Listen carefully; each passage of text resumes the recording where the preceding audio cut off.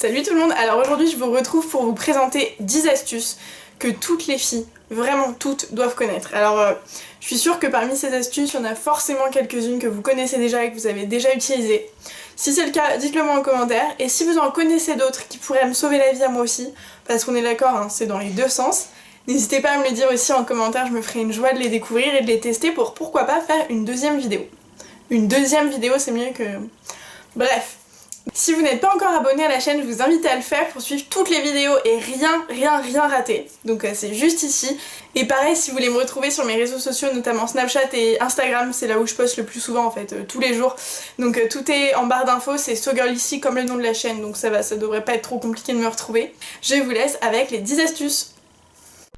Première astuce qui concerne le vernis à ongles. Donc pour celles qui ont l'habitude, comme moi, de s'en mettre absolument partout quand elles se mettent du vernis à ongles, moi ma petite astuce c'est d'utiliser donc du dissolvant avec un petit bâtonnet en bois qui se trouve assez facilement je pense dans le commerce, au lieu d'utiliser un coton-tige parce que c'est plus fin et plus précis.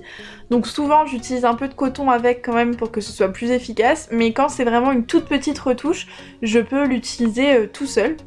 C'est vraiment ultra précis et moi ça me permet vraiment du coup de réussir entre guillemets, enfin de sauver un bon nombre de manucures. Ça me permet vraiment de repasser autour de chaque doigt pour bien nettoyer le vernis et que ça fasse un effet vraiment propre. Donc pour celles qui ne s'en sortent pas avec le coton-tige, c'est vraiment une astuce à utiliser.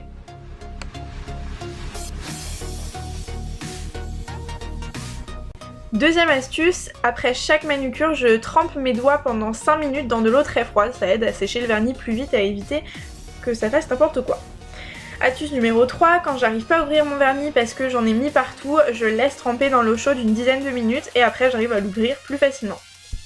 Astuce numéro 4, ok, ça nous est toutes arrivé de casser en 1000 morceaux une poudre auquel on tient, donc pour ça, vous utilisez de l'alcool.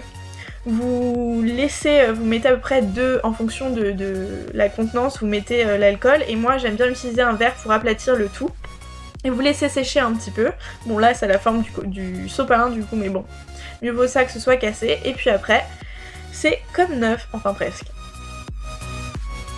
Astuce numéro 5, avec un goupillon et un peu de lac, quand j'ai pas de gel à sourcils, et bah je me passe un petit coup et ça me permet de les fixer de manière très rapide et très efficace. Astuce numéro 6, je reprends exactement les mêmes outils, mais cette fois-ci pour mes cheveux de bébé. Donc je sais pas vous, mais moi j'ai une tonne de petits cheveux sur le front qui m'embêtent parce qu'ils me raccourcissent énormément le front. Donc ça peut être un moyen de les camoufler pour qu'ils nous embêtent pas trop dans la journée. Astuce numéro 7 du coup, c'est un gommage pour les lèvres. Donc ça je pense que vous le savez toutes, mais il vous suffit d'avoir du sucre et du miel.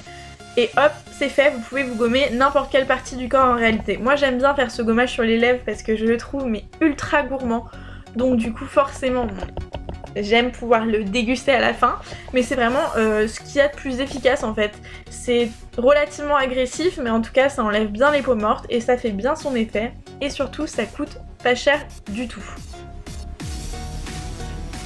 Et je vous mentais pas quand je disais que moi j'aime vraiment bien les déguster à la fin, c'est que ça a vraiment un goût délicieux. Mais pour de vrai c'est vraiment efficace donc n'hésitez pas à le reproduire si vous l'avez jamais fait.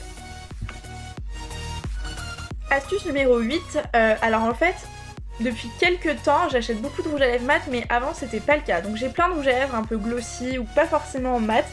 Et j'aime les matifier avec tout simplement une poudre matifiante que j'applique en petite quantité en tapotant sur le rouge à lèvres, peu importe du coup quel type de rouge à lèvres.